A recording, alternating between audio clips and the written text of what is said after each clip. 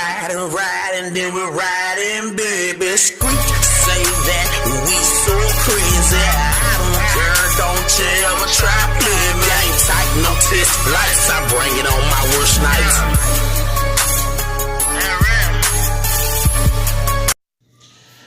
Welcome. I want to welcome y'all back to another edition of Clickbait Media, where you never know what you'll get until you click. For y'all who've been following the news, y'all should know that we have now Hurricane Barry. He's been upgraded to a hurricane that's going to hit the Louisiana coast, and it's going to scratch across Mississippi and to parts of Alabama.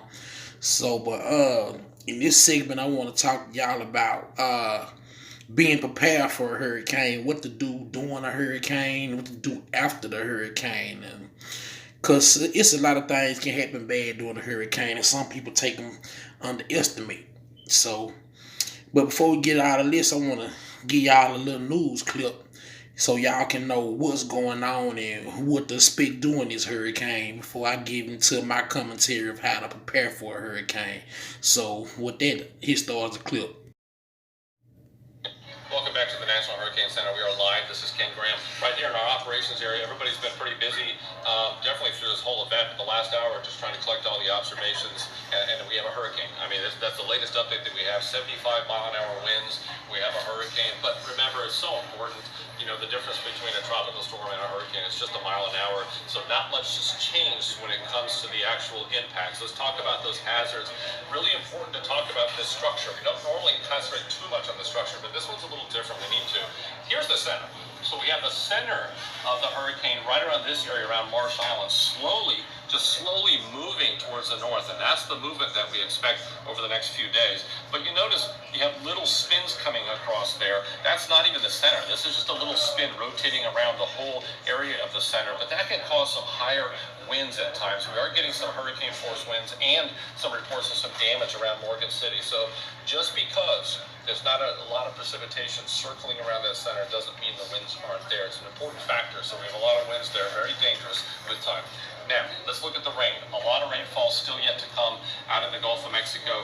All this is going to continue to move, and that'll start impacting around the southeast portion of the metro area of Louisiana, southeast Louisiana, through New Orleans, through the North Shore. And we've been talking about this for a few days, and it's important to note again, I have to continue to hit this hard because it's a very dangerous place to be out in these outer rain bands, gusty winds, tornadoes. We talked about it before. 90% of your tornadoes occur in this right front quadrant, means, you know, coastal Mississippi, the Mississippi Gulf Coast over to Mobile Bay and Mobile. You can see some of these tornadoes in heavy rain, right? These look like they're moving fast. They really look like they're moving fast because they are. But when you think about it, that same area that I just drew continues to get this rainfall over and over, and that's going to cause problems. So we got to watch out for some flooding in that area. So a big message that we want to talk about for Louisiana, a lot of these areas, even with this thing, you know, hurricane moving on shore, there's not a whole lot of rain on the north side. It's a very lopsided system. Most of it's to the south and also to the east. So the message here is just because you're not seeing rain yet, but you might be seeing the winds, hurricane force winds, doesn't mean that it's over yet. All this moisture, this big area of moisture, and if you look at this, it's a big chunk of the Gulf of Mexico. It's just a large area.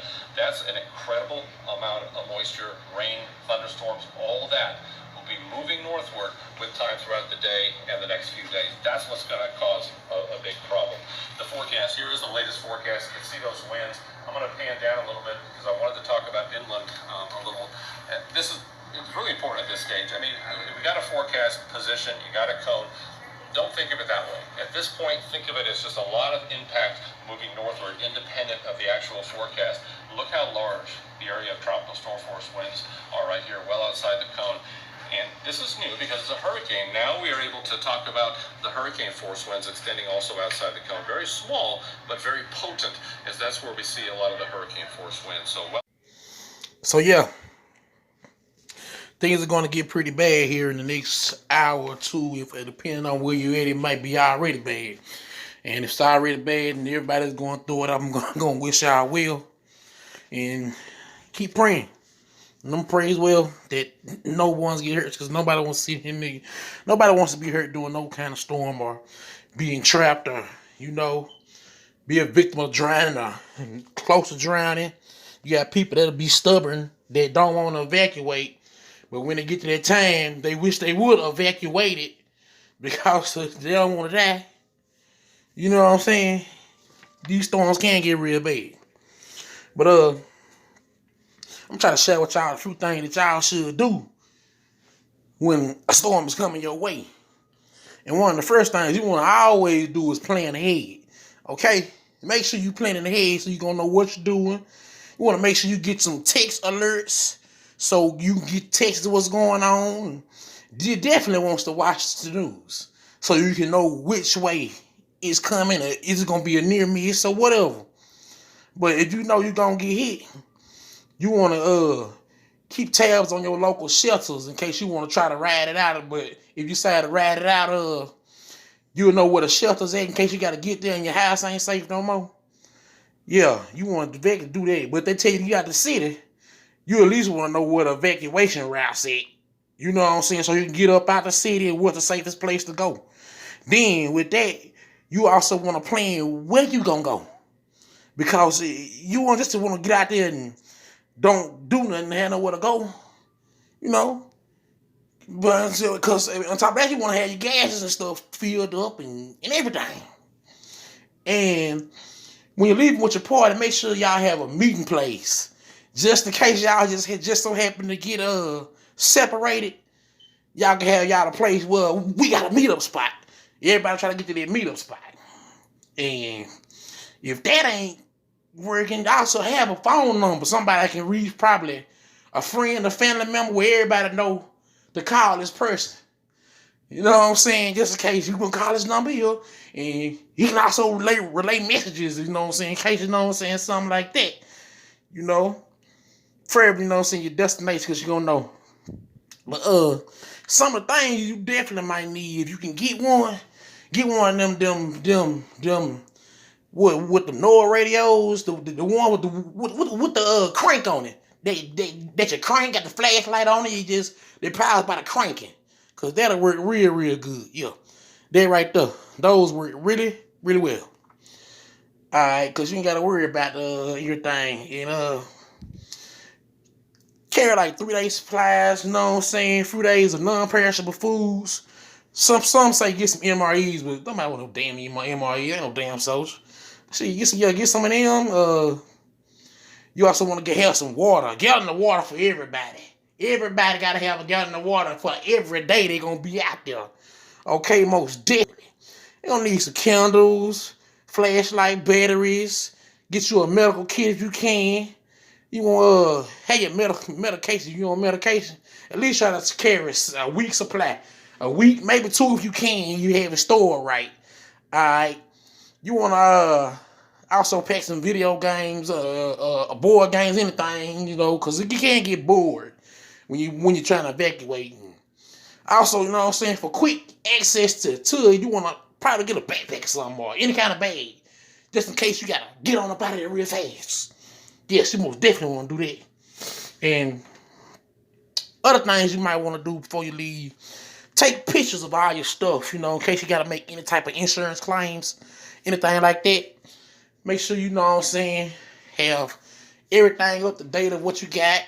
If you got important papers, try to put those important papers up if there's a risk of them getting damaged, bro. Try to put them in a Ziploc bag or some stuff like that, though. But, and there's a lot of other few things that you could do to prepare yourself. But it's mostly what you do before and during. And preferably before, I'll just say get the hell up out of there if you can. But if you can't afford to, and you just force it just to have to ride it out, you can't do nothing but tuck your ass and pray. And make sure you have a lot of things. You know, if you're going to be there, fill your bathtub up with water and stuff like that, just in case the water go out. Because if the water go out, you don't want to drink none of that damn dirty ass tap water, because it's not going to be filtered. It will be sick.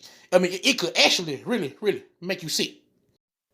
So you most definitely don't want to drink none of that water. So that's why you got to have stored water. You got to make sure, man, you might have got there and get you a can or something, like you finna cook some some alcohol or something, you know, with the steam filter, how they make the liquor. You got one of them, then maybe you can do that. Maybe you can.